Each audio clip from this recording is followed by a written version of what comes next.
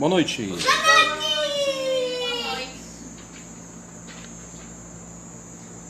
Ok, vamos lá, vou começar primeiro distribuindo os links. Seja bem-vindo à nossa programação dessa noite, do nosso culto noturno da Igreja Particular Ebenezer, que está sendo transmitido daqui direto da nossa casa. Lembrando a todos os irmãos que, se você quer participar aqui conosco, né, ontem, por exemplo, onde tivemos a presença ilustre da Keren e da Thalita, né, e você quiser participar, você pode agendar para vir no culto de oração, para vir na escola dominical, ou para vir também na programação de louvores, né? Então isso é muito importante para nós. E nesse momento aqui eu estou compartilhando para aqueles que não têm Facebook, né, no status, a nossa programação, tá bom? Só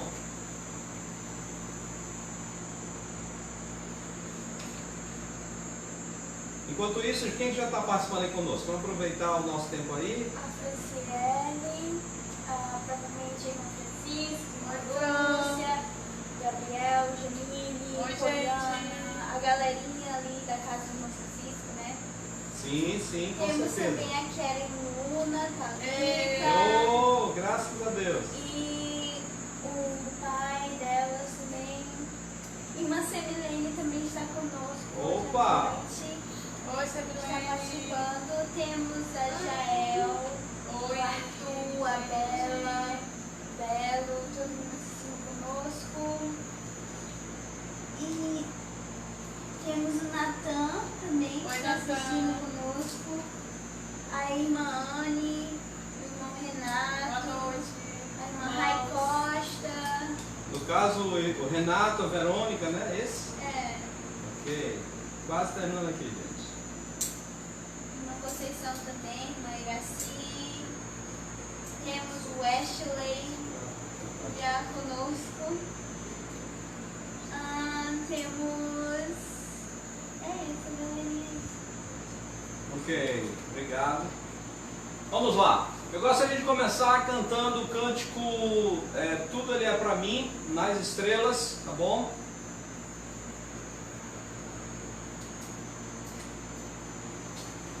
Nas estrelas vejo a sua mão e no vento ouço a sua voz. Deus domina sobre terra e mar, o que Ele é para mim. Eu sei o sentido do Natal, pois na história tem o seu lugar. Cristo veio para nos salvar, o que Ele é para mim. Então esse é um daqueles cânticos antigos que eu já ouvia quando era criança, né?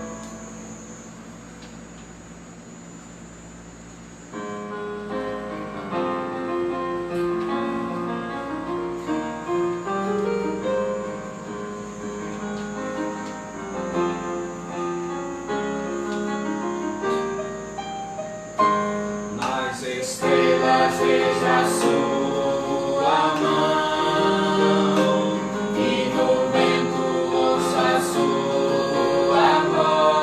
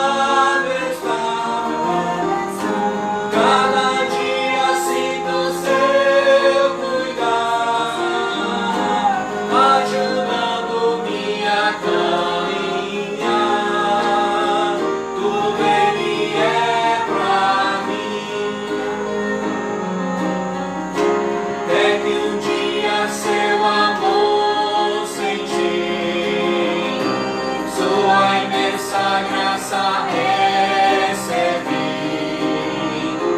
Descobri então que Deus não vive longe lá do céu, sem se importar comigo. Mas agora ao meu lado está. Cada dia sinto seu cuidar, ajudando-me a caminhar. Tudo Ele é pra mim. Tudo Ele é pra mim. Tudo é Jesus pra mim. Vamos orar, vamos agradecer a Deus por mais esse tempo juntos aqui, louvando por tudo que Ele é para nós, tudo que Ele tem sido, que a gente possa realmente a cada dia vivenciar isso, tudo Ele é para mim. Vamos orar. Senhor Deus, muito obrigado pelas tuas bênçãos, por essa grande oportunidade que temos de servir ao Senhor. Pedimos que todos os irmãos que estão reunidos hoje à noite possam ser enriquecidos através dos louvores, através da leitura bíblica e principalmente pela tua palavra e exposição dela. Ajuda-nos a sermos bíblicos e fiéis ao que a tua palavra diz. Assim nós choramos, nós agradecemos, recebe o nosso louvor e recebe a nossa adoração, porque isso também nos alegra no Senhor. Em nome de Cristo Jesus, amém. Ok, meus queridos irmãos, vamos lá, vamos continuar cantando e nós queremos continuar cantando no 301, 301, tá certo? 301. Diz assim o hino 301, observe bem aí, ouça bem essa letra. Em Jesus confiar, sua lei observar, ó que gozo, que bênção, que paz, satisfeitos guardar, tudo quanto ordenar, alegria perene nos traz. Isso é, obedecer ao Senhor nos traz alegria, e isso é uma realidade, não é só uma utopia. Quando nós obedecemos ao Senhor, nós temos uma vida que de fato isso vai nos fazer alegre, porque os mandamentos do Senhor, feitos com amor, não é um peso, mas sim uma alegria fazer. Vamos lá, 301, observe aí, e vamos cantar juntos, cantor cristão, 301.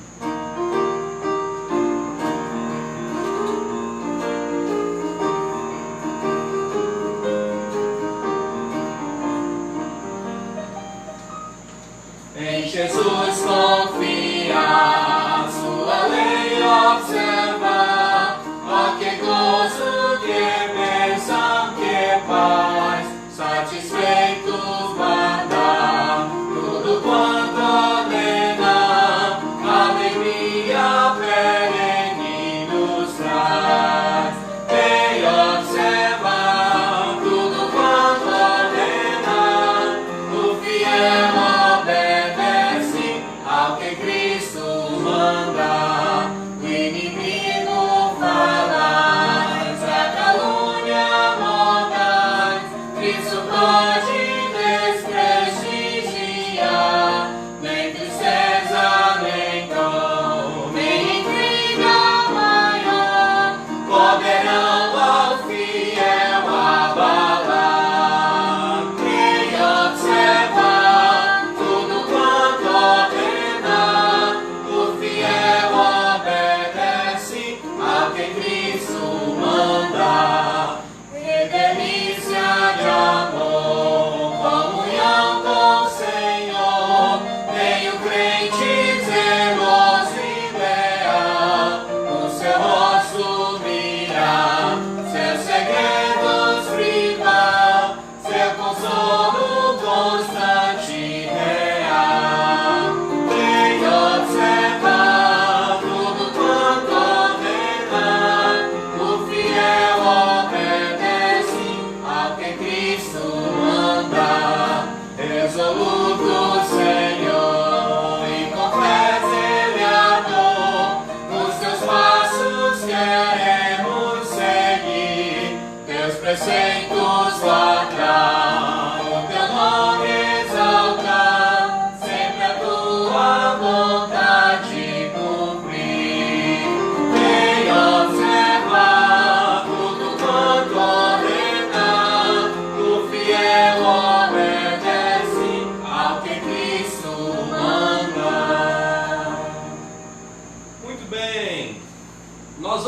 cantar agora o hino, me diz aí o número do hino, que mas está errado.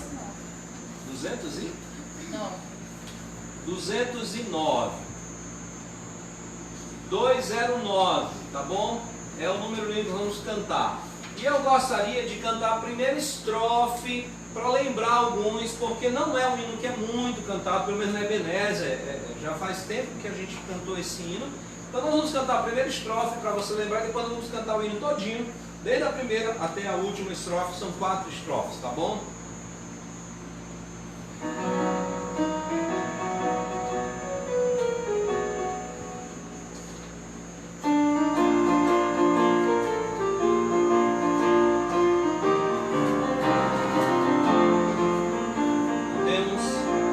Desprezado foi o verbo por aqueles que ele criou, não obstante as nossas dores, ele foi quem as levou. Foi por esse sofrimento que alcançamos nós a paz. Sua morte no Calvário para nós a vida traz. Venham todos escutar, salvação Deus quer nos dar. Entregando o Filho amado, Deus mostrou no seu amor seu propósito benigno de salvar o pecador. Exatamente isso. Venham escutar a mensagem do Senhor. Agora vamos cantar o hino todo, não é? A primeira até a 4ª estrofe, sobre essa mensagem maravilhosa da salvação de Jesus Cristo, através do nosso Senhor Jesus.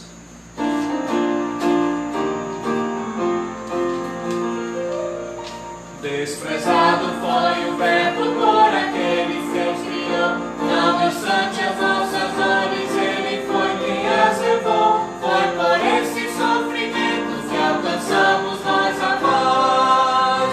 Sua morte no Calvário para nós a vida traz. Venham todos escutar, salvação Deus quer nos dar. Entregando o Filho amado, Deus mostrou no seu amor seu propósito benigno de salvar o pecador. Ele foi desamparado para termos proteção, e por nós se fez pecado para dar-nos retidão. Se do seu querido Filho Deus o rosto desviou, nessa ocasião solene quando Cristo nos salvou.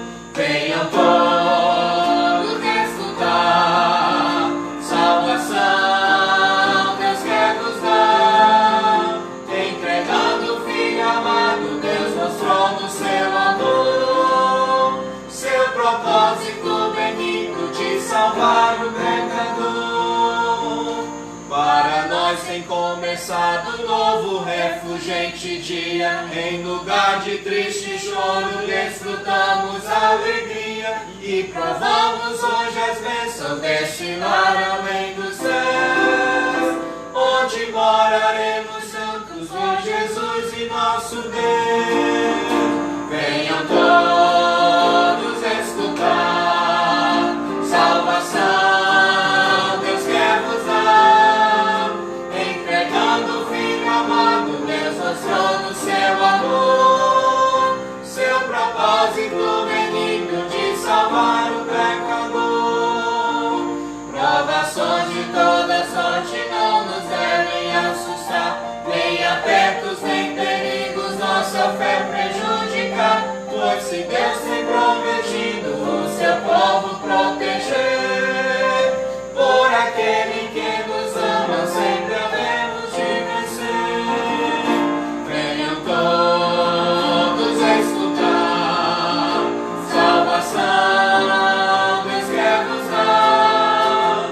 Entregando o Filho amado, Deus mostrou no seu amor seu propósito benigno de salvar o pecador.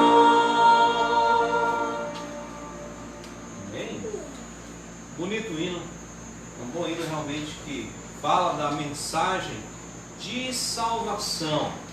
Eu gostaria de convidar vocês a abrirem suas Bíblias para o profeta Abacuque. Abacuque. Isso, Abacuque. Abacuque capítulo 1. Nós vamos começar a entrar de fato na profecia do profeta Abacuque.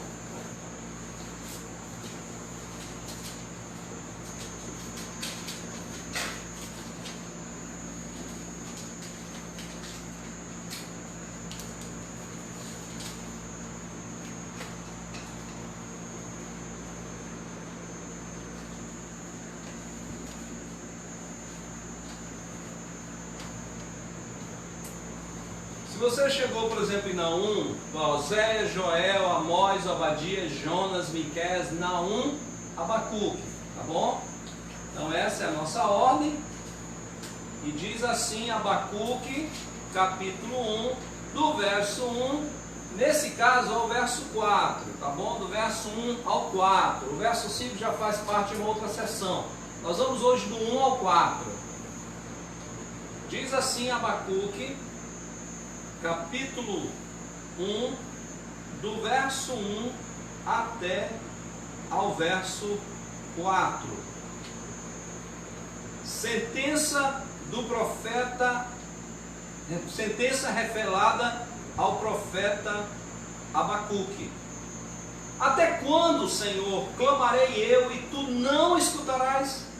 Gritar-te-ei violência e não salvarás? Porque me mostras a iniquidade e me fazes ver a opressão? Pois a destruição e a violência estão diante de mim. Há contendas e o litígio se suscita. Por esta causa, a lei se afrouxa e a justiça nunca se manifesta. Porque o perverso cerca o justo e a justiça é torcida. Eu gostaria de pedir quem é que vai manipular a câmera hoje à noite? Eu. És tu? Ok, ótimo. Então eu vou pedir só depois o apoio da última.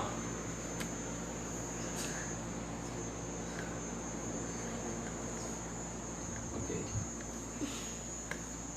Nós temos o seguinte: o profeta Abacuque, e aí alguém vai auxiliá-lo aí nessa hora da...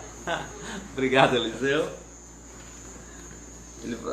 Ele vai só dar uma ajuda final, tá bom, Eliseu, para você poder ficar na posição. A profecia de Abacuque, nós falamos na última vez que era necessário que você entendesse as coisas que viam antes, as promessas de Deus. Nós falamos sobre a promessa da terra prometida dada a Abraão, a Isaac, a Jacó. Inclusive José tinha essa certeza, a certeza digamos assim, a certeza da terra prometida. O povo entrou na terra da promessa e o Senhor deu leis específicas contra a idolatria e a injustiça. Você vai ver isso em Êxodo capítulo 23, de 1 até o 8, Deuteronômio 17, de 1 a 13, tá bom?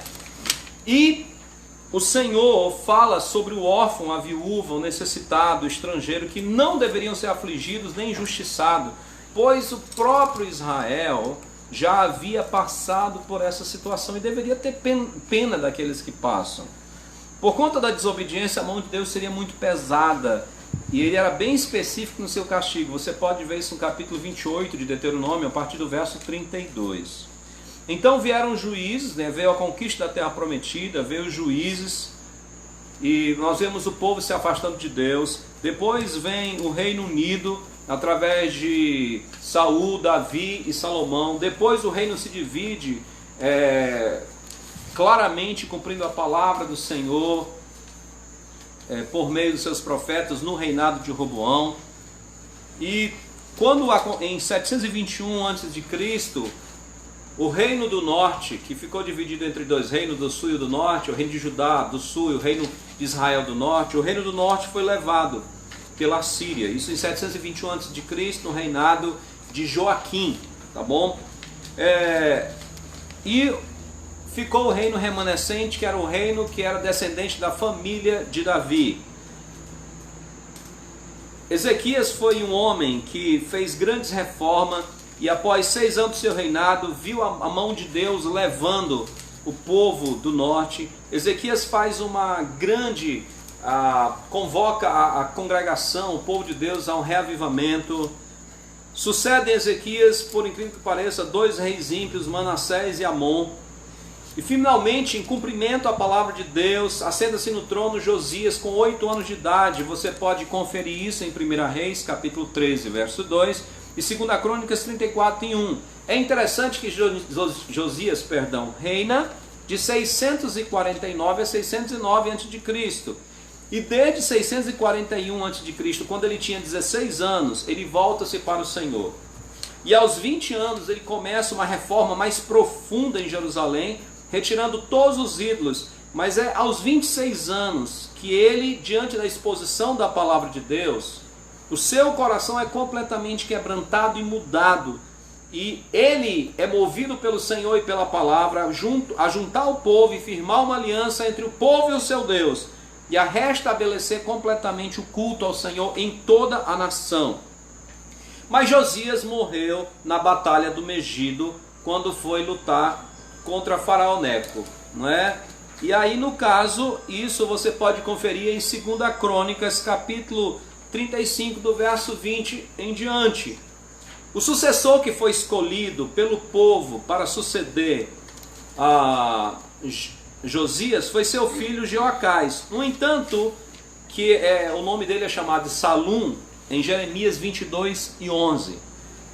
Ele foi deposto do cargo quando Faraó Neco, o rei do Egito, ele volta daquela batalha, a batalha de Carquemis, eu acho que em 605 a.C., e ele, ao voltar, ele simplesmente depõe, não exatamente 605, mas o primeiro apoio que ele deu à Síria, e ele foi derrotado por Nabucodonosor, isso já em 609, tá bom? Em 609, e ele então volta e destitui a Jeoacás, levando Jeoacás para o Egito, e coloca o irmão de Jeoacás, que o nome dele era Eliaquim, no lugar. E muda o nome de Eliaquim para Jeoaquim, demonstrando claramente que ele era uma autoridade divina sobre o rei de Judá.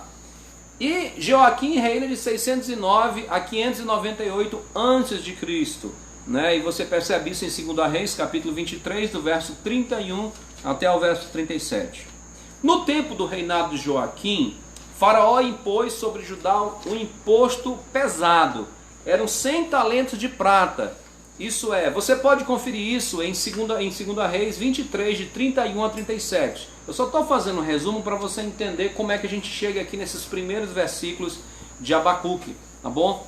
Então você pode olhar em 2 Reis 23, de 31 a 37, o seguinte. No tempo do reinado de Joaquim, então ele recebe essa imposição do rei Faraó. E Faraó, que Faraó era um título, né? Faraó então impõe 100 talentos de prata, isso é, 3,5 toneladas de prata. Era exatamente isso que significava nas nossas medidas. 3,5 toneladas de prata. Tá? 3,5 toneladas de prata. E 1 talento de ouro, então 35 quilos de ouro. Então isso devia ser pago anualmente ao Egito. E isso fez com que Joaquim impusesse taxas ao povo de Judá. E diante disso a gente pode perceber que não é difícil para você imaginar a corrupção que está, a situação econômica e a idolatria que foi causada na nação. No 4º ano do seu reinado, 606 a 605 a.C., eu queria que você conferisse isso em Jeremias 25 e 1, e em Daniel capítulo 1, verso 1, no 3º ano, Nabucodonosor, general, investe contra Jerusalém e torna Jeoaquim seu vassalo. Mas durante todo esse tempo, Jeoaquim foi um vassalo da Babilônia a contragosto, porque ele era leal a Faraó. Nós lembramos que em 605 a Babilônia ganha aquela batalha chamada a Batalha de Carquemis, onde definitivamente Nabucodonosor ele derrota os inimigos assírios e os egípcios naquela batalha ali. Agora, a descrição que os autores bíblicos fazem de Jeoaquim, tanto em 2 Reis como em 2 Crônica, se resume nessas palavras: fez ele o que era mal perante o Senhor. 2 Reis, capítulo 23, verso 37, e 2 Crônicas, capítulo 36, verso 5. Nesse período, a nação está entregue a um rei idólatra, que é Jeoaquim, corrupto, inescrupuloso. Bem como a nação vai refletir no seu dia a dia a sua liderança. Isso a gente tem que entender. Se a liderança de um povo é corrupta, a tendência é que esse povo seja corrupta. Se a liderança de um povo é uma liderança justa, a tendência desse povo é procurar andar com justiça. Então, eu não estou dizendo que seja inequívoca ou sem erro isso, mas se você tem uma liderança corrupta, uma liderança imoral, a tendência do povo é ser imoral e corrupta. Essa é uma tendência. E os profetas que profetizaram a favor, digamos assim, profetizando que Babilônia iria dominar contra a libertação de Israel, foram presos e até torturados e até mortos por ordem de Jeoaquim. Sua corrupção e violência é tão grave que é possível que o posto que Faraó Neco deu a Jeoaquim tenha sido alcançado por meio de trama, engano, suborno e corrupção. E eu digo isso pelo seguinte: pois a profecia de Jeremias sobre o exílio de Salum, que era Jeoacás, é esse o nome? Jeoacás, que era justamente o rei que deveria estar lá, que foi levado por Neco. Logo depois que Jeremias fala sobre o exílio de Jeoacás, ele vai então, o Senhor, através do seu servo, faz uma duríssima acusação por intermédio de Jeremias. Abra sua Bíblia aí, para Jeremias capítulo 22, versos de 13 a 18. Abra sua Bíblia para conferir comigo essa profecia. Jeremias capítulo 22, do verso 13 ao verso 18. Diz assim a palavra do nosso Deus. Jeremias 22, de 13 a 18. Ai daquele que edifica a sua casa com injustiça, e os seus aposentos sem direito, que se vale do serviço do seu próximo, sem paga, e não lhe dá o salário. Que diz: edificarei para mim casa espaçosa, e largos aposentos, e lhe abre janelas, e forra de cedros, e a pinta de vermelhão. Reinarás tu, só porque rivalizas com outro em cedro? Acaso teu pai não comeu e bebeu, e não exercitou o juízo e a justiça? Por isso tudo lhe sucedeu bem. Julgou a causa do aflito e do necessitado, por isso tudo lhe ia bem. Porventura não é isso conhecer-me, diz o Senhor?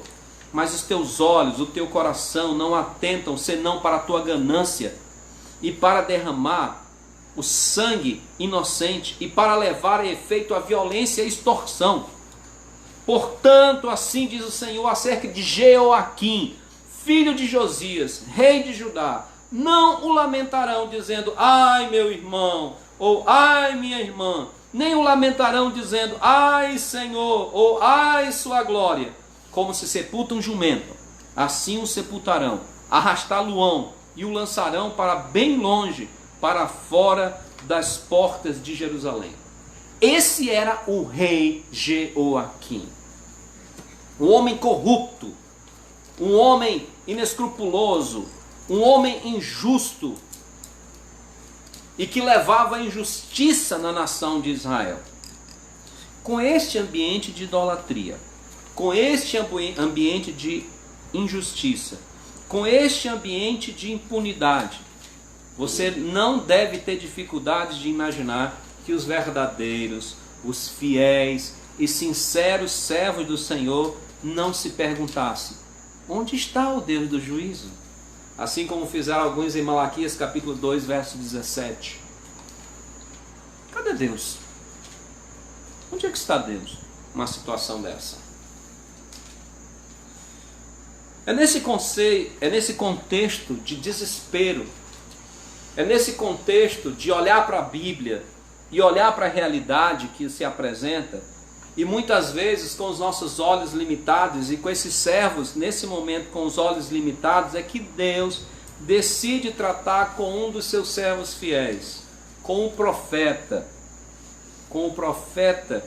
que no meio da lamentação e desespero se revolta.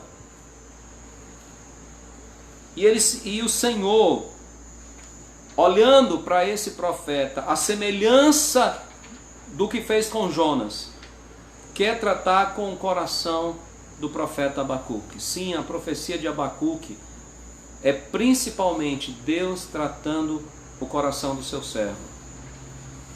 E meus queridos irmãos, e da mesma forma que Jonas, o Senhor dirige a Abacuque a registrar esse trabalho do Senhor no coração dele, para que hoje, eu e você também possamos ter o nosso coração sarado das nossas doenças. Nesse versículo de 1 a 4, eu gostaria que você entendesse a seguinte ideia. O Senhor se revela ao profeta desesperado com a omissão de Deus contra a maldade e a injustiça. Se você lembra, ele começa dizendo sentença revelada ao profeta Abacuque. Quer dizer, Deus revela. Essa é como se fosse um prefácio de toda a profecia. Ele já passou por toda a experiência e agora ele escreve e diz: o Senhor me revelou tudo isso. Eu quero contar para vocês a experiência que eu tive pessoal com Deus. O Senhor revela seus planos ao profeta que está em desespero diante do crescimento da maldade, injustiça e a aparente inércia de Deus para com seu povo. E ele começa com essa frase, sentença revelada ao profeta Abacuque. É interessante nós olharmos aqui, porque a palavra sentença, ela literalmente quer dizer peso, fardo. É por isso que em algumas tradições, ou algumas traduções, você vai encontrar a expressão peso da palavra do Senhor. Ou peso do Senhor contra... É porque essa é uma tradução mais literal, né? Ela se preocupa em traduzir exatamente a palavra original, mas aí se perde um pouco o sentido. O sentido da expressão é uma sentença de Deus, é uma palavra final de sentença do Senhor. Ao usar a expressão profeta Abacuque, os estudiosos entendem que Abacuque é alguém que vem de uma linhagem de profetas, ou pelo menos de uma escola de profetas. Era alguém que era reconhecido profissionalmente como profeta. É a ideia que nós temos aqui dentro desse contexto, tá bom? Mas ele diz sentença do Senhor. É incrível como muitas vezes nós percebemos que quando a palavra de Deus fala em profecia, é uma palavra dura de Deus contra o pecado do seu povo. Isso contrasta de maneira grande com as chamadas profecias que são dadas hoje. Geralmente você encontra muitas pessoas hoje falando: eu tenho uma palavra profética do Senhor para você. Eu tenho uma profecia, uma palavra de Deus para você. Olha, meu servo, Deus quer te abençoar, Deus quer te fazer, Deus te protege, Deus... Meus irmãos, quando a gente olha a palavra profética no Antigo Testamento, era uma palavra pesada. E essa talvez fosse uma expressão melhor para a gente dizer aqui sobre essa sentença. Por quê? Porque você já ouviu alguém dizer: rapaz, o que foi que fulano falou? Fulano falou duro, falou pesado, usou palavras pesadas, machucou, foram pesadas as palavras dele. Mas essa é a ideia aqui. Deus não usa palavras suaves, floreadas, mansinhas. A palavra profética de Deus é uma palavra pesada. Certo. É algo que é um fardo. É uma palavra para arrependimento. É Deus dizendo: você precisa se arrepender. E aqui nós temos que ter em vista que essa palavra que é anunciada a todos, mas é em especial trabalhando o coração de um profeta. O profeta, ele começa dizendo: até quando clamarei eu e tu não ouvirás? Qual é o problema do profeta? O profeta olha para a nação de Judá, olha ao seu redor, e ele vê injustiça, ele vê roubo, ele vê corrupção, ele vê imoralidade, ele vê violência, ele vê os pobres sendo levados para os tribunais e os ricos roubando o pobre, os ricos simplesmente maltratando o pobre, os ricos simplesmente fazendo o que querem. A justiça não acontece para aqueles que são mais desprotegidos. Aqueles que são justos e fiéis estão sendo desprezados, estão sendo maltratados. É possível, por exemplo, que Abacuque esteja olhando a situação de Jeremias, que foi muitas vezes maltratado por Joaquim. E ele fica dizendo: Senhor Deus, é um servo do Senhor, é um servo teu, e ele está sofrendo desse jeito. O Senhor está permitindo que esse rei Nico faça isso com teu servo? E outros servos de Deus, outros fiéis do Senhor, talvez pessoas humildes, o pobre, a viúva, o necessitado, eram levados, arrastados aos tribunais, até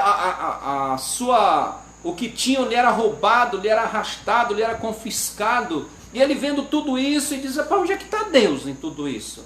Senhor, até quando? O Senhor me chamou para proclamar a tua palavra, o Senhor me chamou para fazer a tua obra, o Senhor me chamou para trazer as pessoas ao arrependimento. Mas até quando o Senhor vai permitir isso? Eu estou vendo isso, estou proclamando, estou falando contra, mas nada muda. E eu não vejo o Senhor agir. Essa seria uma paráfrase desses versículos 2 até o 4. Ele diz: o Senhor está me mostrando a iniquidade, o Senhor me mostra isso aí, o Senhor me faz ver isso daí, eu estou clamando contra, eu estou profetizando contra essas coisas, mas eu sinceramente não vejo o Senhor fazer nada. Não sabemos quanto tempo Abacuque passa com essa missão, e depois chega a essa crise de identidade do seu ministério. E não deve ser difícil, porque a história da justiça de Deus no seu povo é algo que vem de muito longe. Por exemplo, Deus faz uma criação perfeita, Adão, Eva, e quando Adão peca contra Deus, a justiça de Deus se manifesta.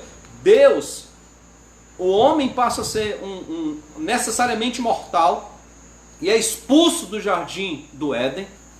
Quando há o primeiro homicídio, que Caim mata seu irmão, Deus exerce sua justiça sobre Caim. Quando o mundo pré-diluviano entra em maldade, imoralidade, Deus exerce sua justiça no dia de Noé, mandando o dilúvio. Quando as nações resolvem desobedecer a Deus, em Babel, Deus manda a sua justiça sobre, por exemplo, a Torre de Babel, a confusão das línguas. Quando Sodoma e Gomorra, a sua iniquidade chega a tal ponto, Deus manda fogo do céu, destrói Sodoma e Gomorra. Deus manda o seu juízo contra o Egito, que foi prometido a Abraão. E quando o povo de Deus entra na terra prometida, tinha o Monte Ebal e o Monte Gerezim. De um monte eram bênçãos e de outro eram maldições. Então a lei de Deus dizia claramente: bendito serás, mas também a desobediência deixava claro: maldito serás, maldito serás. Então, diante de tudo isso, diante da palavra, da história, da justiça de Deus, o profeta começa a olhar tudo aquilo e dizer: peraí, tem alguma coisa errada. Peraí, esse é o povo de Deus. E esse povo está sendo injusto, esse povo está sendo maldoso, esse povo está sendo cruel. Esse povo está sendo simplesmente um povo que não tem nenhum respeito pela lei do Senhor. E pior, passa impune. Ele diz, verso 4, por esta causa a lei se afrouxa. Por quê? Porque não há punição.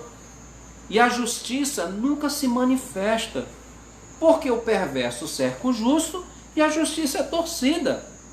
E eu pergunto para você, há alguma coisa diferente do nosso Brasil hoje? Eu pergunto para você, Há alguma coisa de diferente na nossa sociedade? Ou será que você nunca viu, nunca ouviu ou nunca passou até mesmo para a situação de sua causa ser distorcida, apesar de você ter razão, sua causa foi perdida? De muitas vezes a pessoa mentir descaradamente diante de juiz e o juiz aceitar sem nenhum problema, sem nenhuma investigação, ou muitas vezes até cooperar com a mentira que é dada. Porque eu muitas vezes ouço é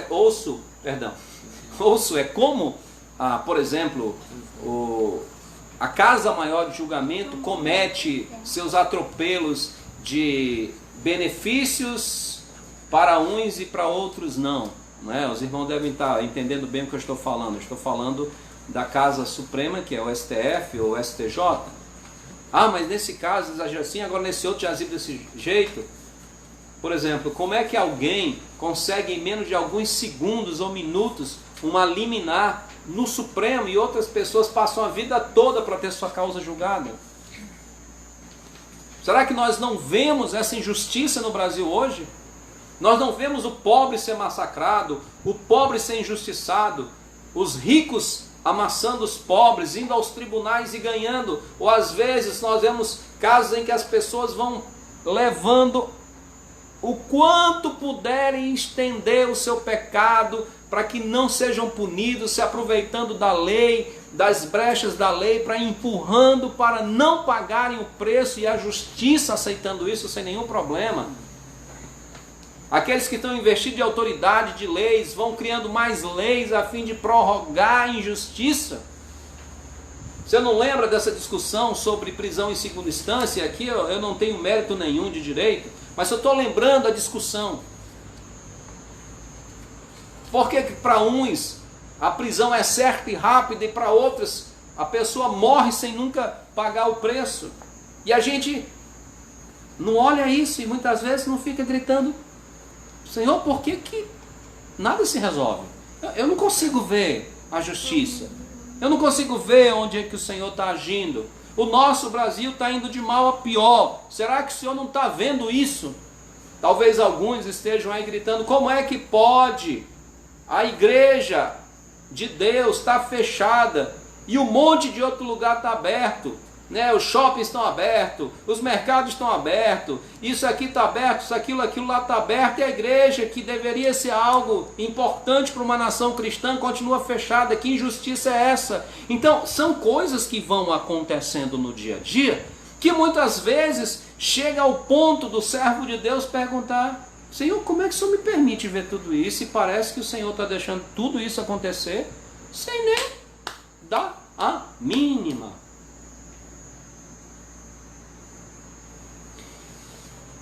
Meu irmão, é difícil, é complicado. Mas meu querido, essa não é a primeira vez, não é o primeiro lugar na Bíblia que nós vamos ver servos de Deus que, por conta do que estão passando, começam a olhar a Deus como alguém que não está vendo o pecado, que não está vendo a injustiça, e parece estar sentado no seu trono, ou dormindo, ou cochilando, ou escutando uma música dos anjos aí, com seu fone no ouvido, e deixa o resto por aí acontecer. A aparente inércia de Deus foi compartilhada com muitos servos de Deus. Deixa eu dar alguns exemplos para você. Por exemplo, Asaf, um homem que trabalhava dentro do templo, também questionou Deus quanto à sua aparente demora. Senhor, olha os ímpios. Os ímpios não sofrem nada, seus filhos não sofrem nada. Ele chega a dizer: olha, eu quase me desviei, porque eu vi o ímpio prosperar e eu continuava cada vez na pior. E talvez seja o seu caso. A vida à parte de Deus traz essa triste constatação, porque o Eclesiastes também observou isso. Ele observou que não é dos rápidos a vitória, não é dos inteligentes a glória, e ele via claramente que as coisas não pareciam combinar com aquilo que deveriam no pensamento dele. Jesus ensinou que os homens têm essa tendência quando ele fala sobre Lucas capítulo 18, sobre perseverar e não esmorecer. Ele diz: os juízes são iníquos. Pedro, por exemplo, fala que muitos acham que a justiça de Deus parece demorada na sua segunda carta. Olha, Deus parece demorado e tal. Ainda que de forma simbólica, as almas que estão debaixo do altar clamam por justiça e perguntam: até quando, Senhor? Apocalipse capítulo 6, verso 10. Mas, Senhor, até quando a gente vai esperar ver os teus servos serem maltratados? Até quando, Senhor? Então, esse questionamento que muitas vezes surge no nosso coração, já surgiu em muitos servos de Deus e em muitas partes da Bíblia. Porque nós temos um grande problema, um grande dilema. Nós temos um Deus que é todo poderoso, todo bondoso, todo onisciente, mas nós temos a realidade do mal. Nós temos a realidade que nós vemos. E muitas vezes, com a nossa mente limitada, o nosso coração limitado, a gente começa a dizer: peraí, tem alguma coisa que parece que não está batendo aqui no meu juízo. Alguma coisa que não está batendo aqui no meu pensamento. Você não é o primeiro, porque muitos já fizeram isso. E a Bíblia deixa isso registrado. E o profeta Abacuque, geralmente o profeta era chamado para confrontar a nação. E aqui em Abacuque nós vamos ver o profeta confrontando Deus. Não é uma audácia do profeta, mas é o desespero do profeta. Ele está confrontando Deus. Eu não consigo entender por que isso está acontecendo. O Senhor é todo poderoso. O Senhor é santo. O Senhor é justo. O Senhor é bondade. E por que tudo isso está acontecendo? Então Abacuque, como todos os outros servos de Deus, ele chega a esse desespero, ao ponto de confrontar o próprio Senhor e dizer: Senhor, e aí? Eu queria lembrar para você, quando a gente pensa em justiça, não devemos esquecer que o maior injustiçado foi o Senhor Jesus Cristo. Não podemos perder de vista que o homem que com razão poderia ter clamado: eu estou sendo injustiçado, eu fui injustiçado, esse seria o nosso Senhor Jesus. Lembra Isaías capítulo 53, verso 5? Abra comigo nesse texto. Isaías, não é?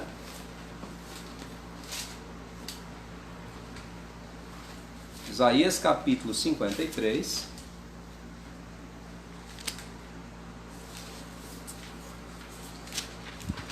versos de 5 a 3, de 5 a 7 diz, perdão. Isaías 53, de 5 a 7 diz: mas ele foi traspassado pelas nossas transgressões e moído pelas nossas iniquidades. O castigo que nos traz a paz estava sobre ele, e pelas suas pisaduras fomos sarados. Todos nós andávamos esgarrados como ovelha, cada um se desviava pelo caminho, mas o Senhor fez cair sobre ele a iniquidade de nós todos. Ele foi oprimido e humilhado, mas não abriu a boca. Como cordeiro foi levado ao matadouro, e como ovelha muda perante os seus tosqueadores, ele não abriu a boca. Ele foi moído pelas nossas iniquidades. Não foi a culpa dele, foi a nossa culpa. Se tem alguém que é o maior injustiçado neste mundo, é o nosso Senhor Jesus Cristo. E a sua dor de injustiça é tão grande que o próprio Senhor Jesus, no seu momento de sofrimento e sacrifício, exclama sua dor como se o próprio Pai o tivesse desamparado.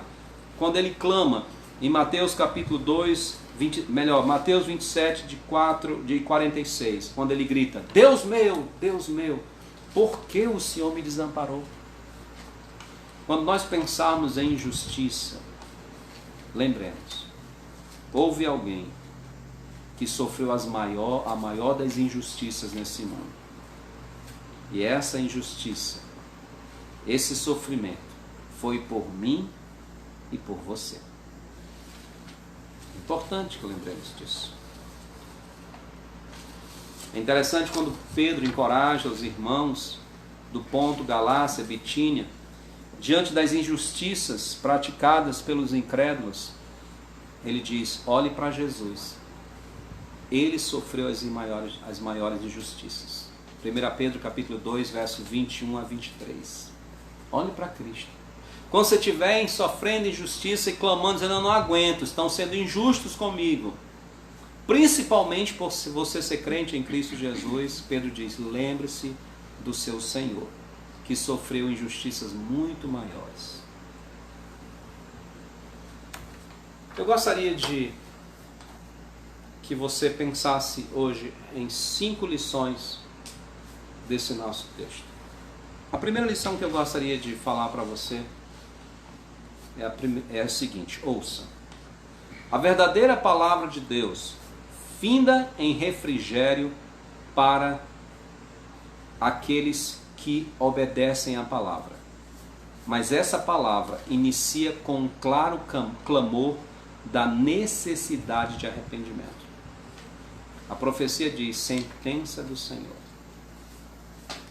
Veja só, vou repetir. A verdadeira palavra de Deus finda em refrigério para os que a obedecem, mas se inicia com o claro clamor da necessidade de arrependimento. Se você prega um evangelho, melhor, se você o evangelizar, não começa pela necessidade de arrependimento do pecador, eu lamento lhe dizer, mas você está pregando um outro evangelho. Sim. As profecias que são dadas hoje por muitas pessoas nada tem a ver com a palavra de Deus. Nada tem a ver com o peso da palavra de Deus. São apenas palavras para afagar o ego. São apenas palavras para deixar a pessoa mais para cima. A palavra de Deus começa com arrependimento. A profecia de Deus começa com arrependimento. A chamada ao arrependimento. Segunda verdade que nós aprendemos já de cara nesse texto. A vida não é justa. Isso é difícil para nós ouvirmos, mas é a realidade. Sabe por que os servos de Deus sempre estão clamando, onde é que está Deus, onde é que está Deus? É porque a vida não é justa. Quando o pecado entrou no mundo, uma das coisas que entrou foi a injustiça. Então sempre na história da humanidade, nós vamos encontrar a injustiça. Sempre. É apenas quando o Espírito de Deus entra no coração do pecador e transforma o seu coração, é que a sua corrupção, a sua ganância, a sua soberba vão sendo quebrantadas pelo Espírito Santo e o seu coração vai mudando ao ponto que mudou aquele homem lá em Jericó, quando Jesus disse, Zaqueu, desce, porque convém hoje repousar em tua casa. E já na casa, ele se levantou e disse, Senhor,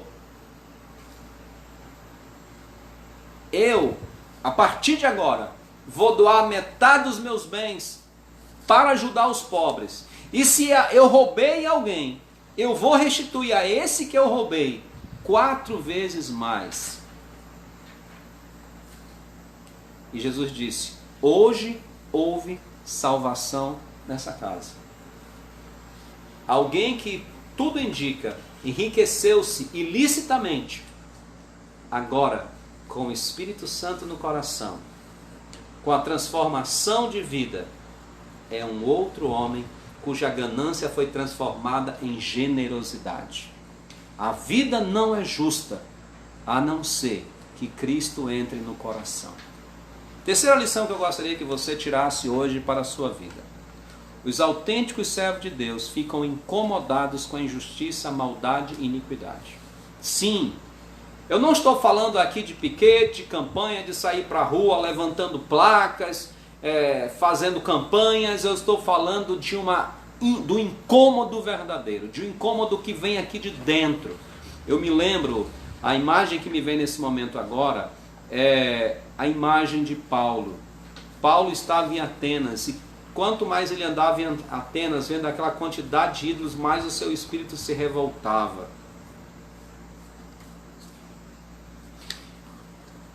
Deve haver uma revolta assim nos servos de Deus, nos verdadeiros crentes. Deve mexer com eles quando os crentes veem a injustiça. Quando os crentes veem que aquilo que deveria ser certo não está sendo feito. E é por essa razão que nós precisamos de servos de Deus em cada área da sociedade. Servos que foram chamados para serem justos. Advogados que foram chamados para defenderem causas justas, para defenderem o pobre, para defender o necessitado, para defender os que estão sofrendo injustiças. Nós precisamos de juízes que não vão se deixar subornar, que não vão se deixar vencer pelos conchavos políticos ou empresariais, mas vão exercer justiça na sociedade, numa justiça que vem do alto, uma justiça que é direcionada pela fé em Cristo Jesus e pelo temor à palavra de Deus e ao próprio Senhor. Nós precisamos de policiais que não se corrompam, que não sejam levados pelo suborno, que não sejam levados pela ganância ou pelo autoritarismo. Nós precisamos de policiais que estão a serviço do Messias para o bem da sociedade, que se incomodam em ver o roubo, que se incomodam em ver a tortura, que se incomodam em ver as atrocidades.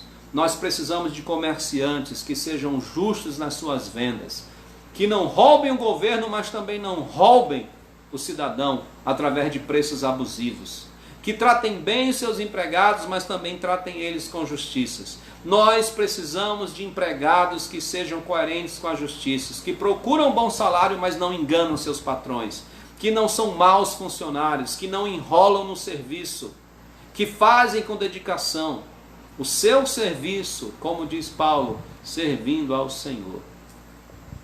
Sim, a vida não é justa, mas os verdadeiros servos de Deus ficam incomodados quando essas coisas não andam corretas.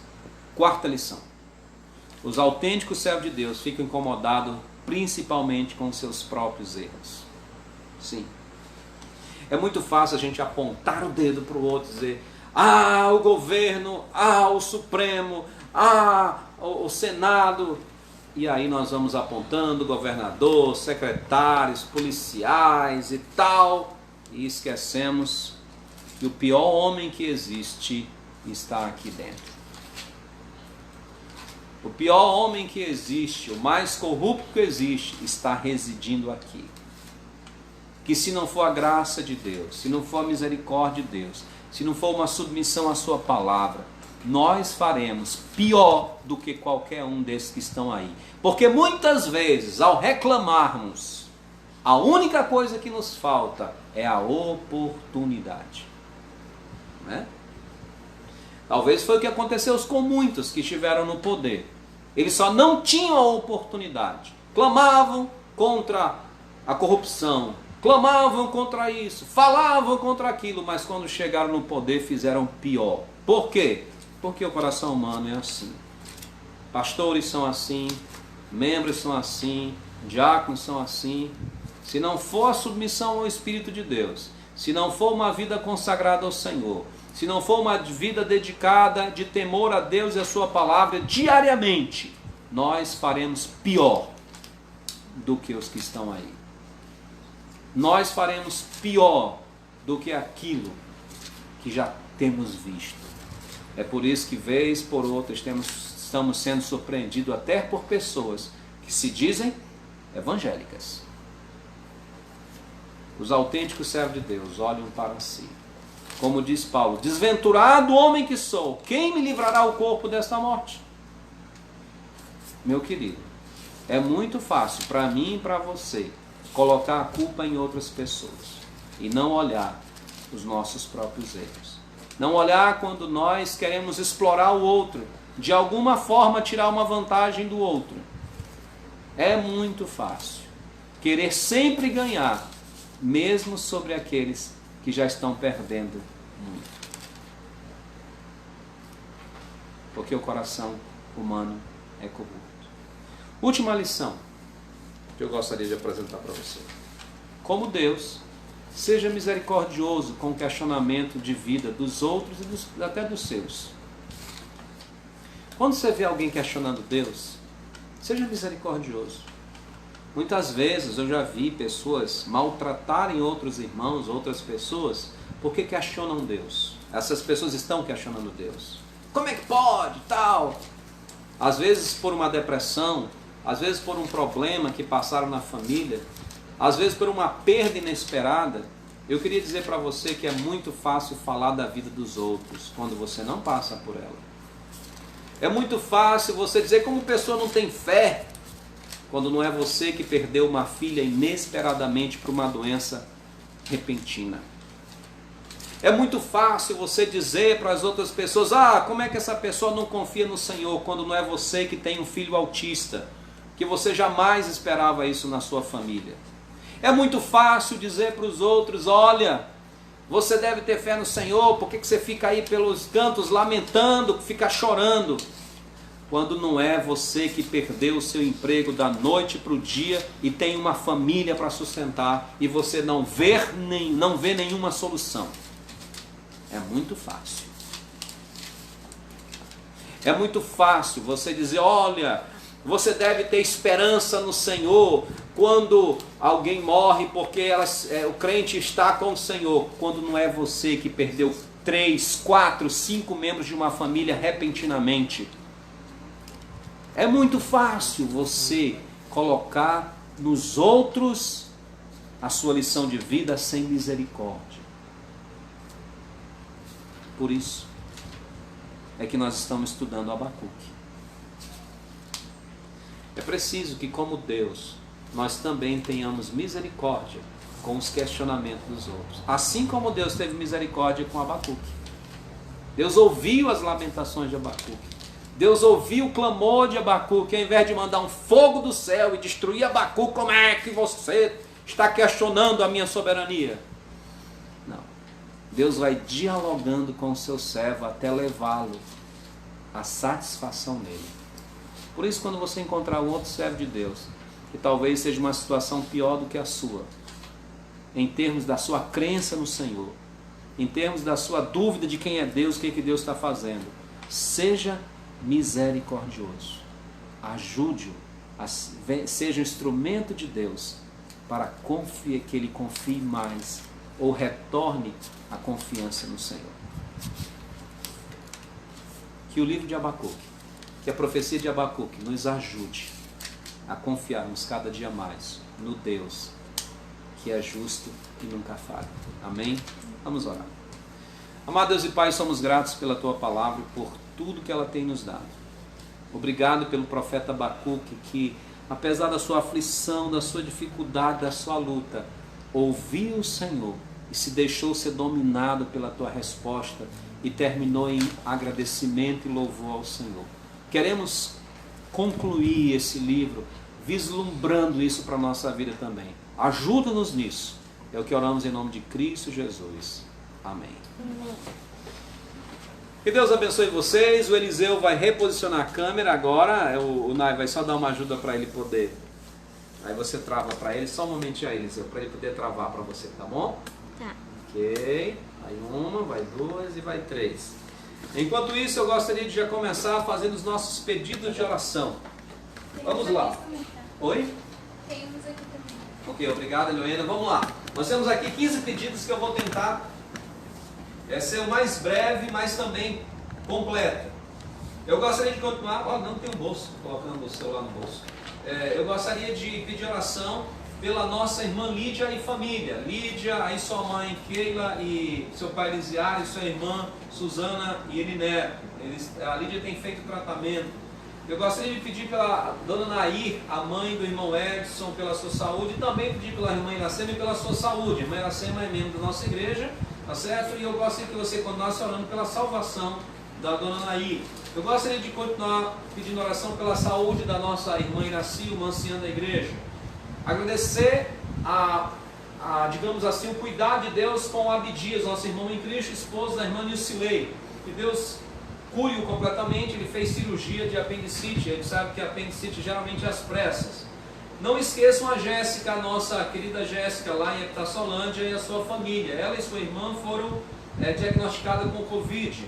Então orem pela saúde deles. O irmão Benedito agradece as orações e tudo o que aconteceu aqui e pede que o Senhor dirija na próxima cirurgia, que possivelmente pode ser dia 24 de agosto, mas ainda será confirmado. E eu gostaria de pedir pelo um casal muito querido nosso, o irmão Hamilton e Cordélia, que são lá da primeira igreja Vestibular de Rio Branco. Eles estão internados por conta de Covid, e é um casal já de idosos. Então orem pela saúde desses irmãos. São casal que veio de Chapuri para Rio Branco, são amigos antigos da nossa família e de todo o corpo de Cristo.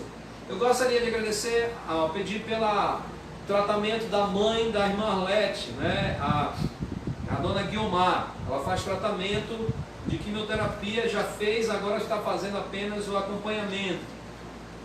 Eu quero agradecer a melhora da Maria Clara, filha da Reginita e do Zusa, que estava internada. Nós oramos por ela e ela recebeu alta essa semana. A Ligiane agradece pelo seu trabalho, que ela foi classificada e contratada para trabalhar no CIOSP. Então ela faz esse agradecimento. Eu gostaria de pedir oração pela Franciele. A Franciele passou mal essa semana em termos de saúde, de febre. Então orem pela saúde da Franciele e orem pela família do irmão Francisco também, tá bom? Que Deus continue protegendo todos ali. E eu continuo pedindo pela segurança da Cidade Nova, principalmente para os servos de Deus, que Deus exerça a sua justiça, a sua proteção, o seu juízo ali, para que os irmãos possam viver dias tranquilos ali, para proclamar a verdade de Cristo também. Irmã Heloena, complemente para mim o que chegou aí com os nossos assistentes, nossa audiência. O irmão Edson, ele está lembrando da oração pelo pastor Genuan e seu filho Juninho, que estão com Geninho. Aqui tá Juninho. Mas é Geninho, que é Genuan, filho, né? É Geninho. Eles dois estão com Covid. Então, o pastor Genuan e Geninho estão com Covid, né? Eu mandei, inclusive, no grupo da igreja, né? De oração, só esqueci de colocar aqui. O que mais? Temos o pastor Neto, está dizendo que a irmã Valdilene, da Sérgio Povo, pede oração em favor de seu padrasto. Ele se submeterá a uma cirurgia de pedra na vesícula amanhã e está bem debilitado. Ok, então o padrasto da irmã Valdilene vai se fazer a cirurgia. Então, oração. Irmão, ela colocou o nome aí? Não, ele não colocou o nome. Neto, consegue o nome pra gente? Consegue o nome pra gente? Coloca aí nos comentários. Mas está aí o pedido. Mais alguém?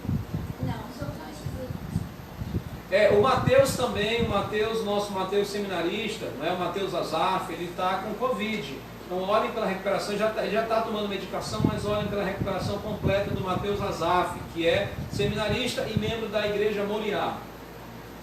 Só? Ok. Então esses são nossos pedidos e você pode anotar.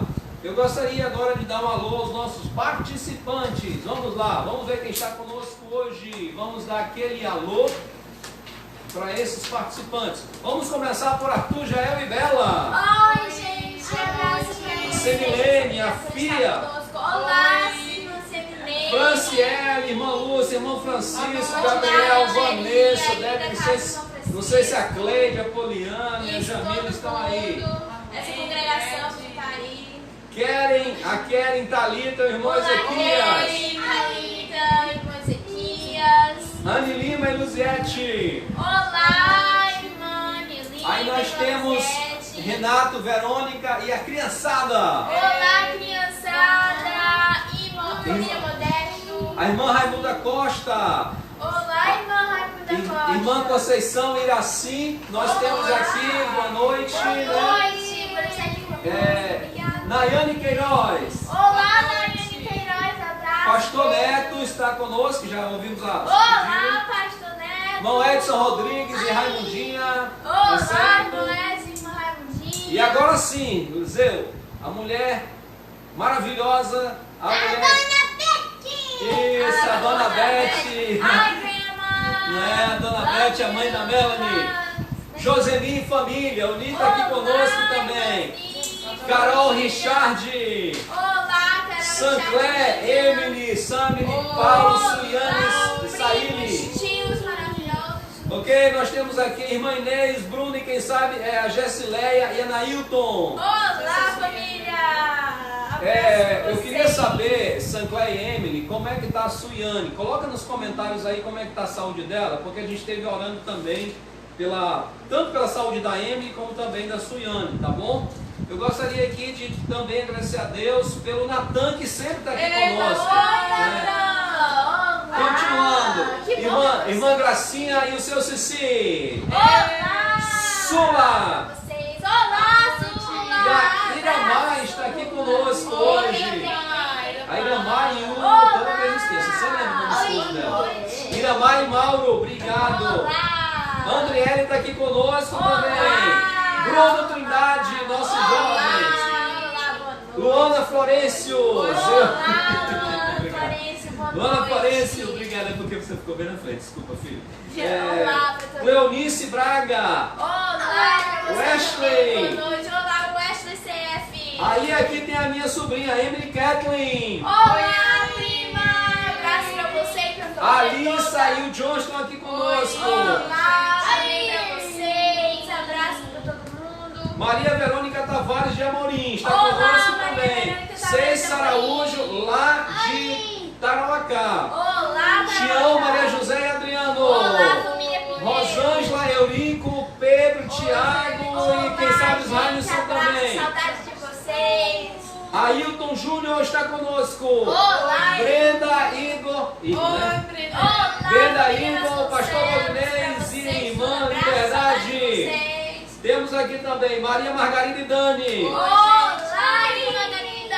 Manuel Oliveira, lá em Castanhal do Pará. Olá, Castanhal do Pará. A Iris, Iris, coloca o nome do teu esposo aí, que eu não lembro, tá bom? Esposo, abraço pra vocês. Coloca o nome aí pra mim, por favor, pra gente saber o nome do seu esposo, que eu já esqueci, Iris. Ok?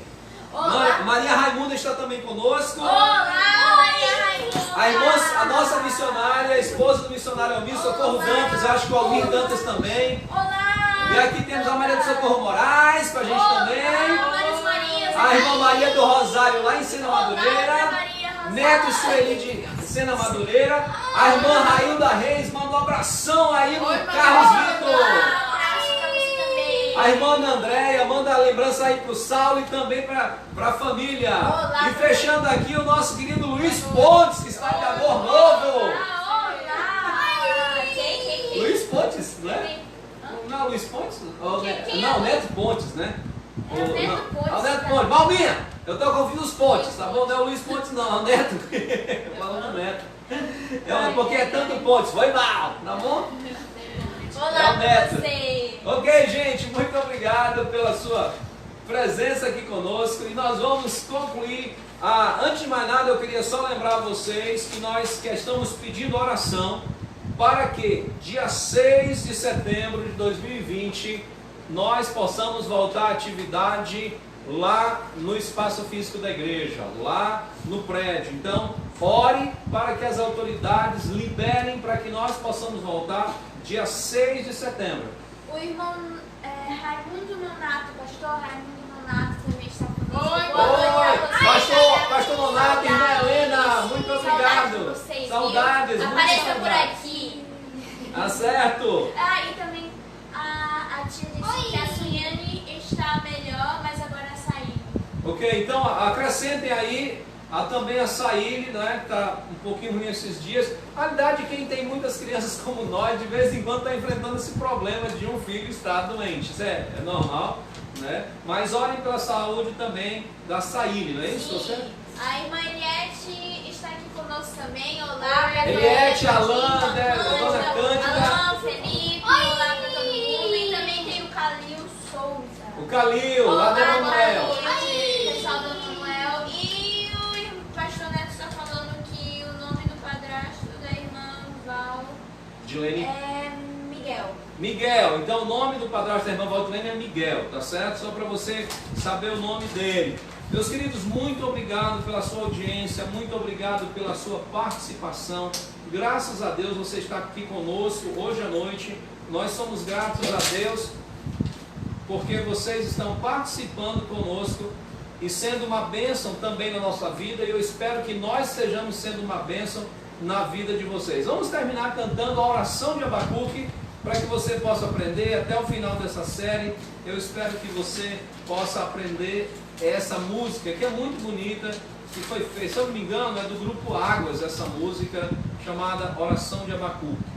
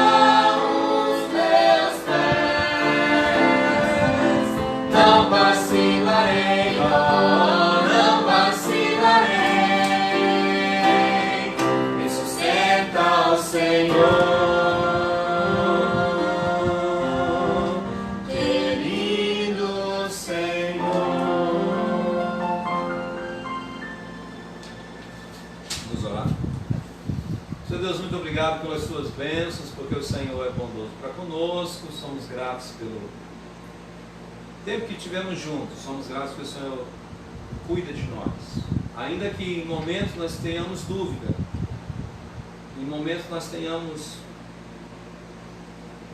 dificuldades de ver certas coisas, mas nós temos a certeza pela Tua Palavra que o Senhor está dirigindo tudo conforme a Tua perfeita vontade. É o que oramos em nome de Cristo Jesus. Amém. Queridos, uma boa noite. Lembrando, se você quer participar aqui conosco, aqui no nosso trabalho, aqui presencialmente, então você deve agendar, manda por WhatsApp, manda por Facebook, e você pode assistir aqui conosco mesmo, presencialmente. Tá bom? Deus abençoe. Boa noite. Tchau.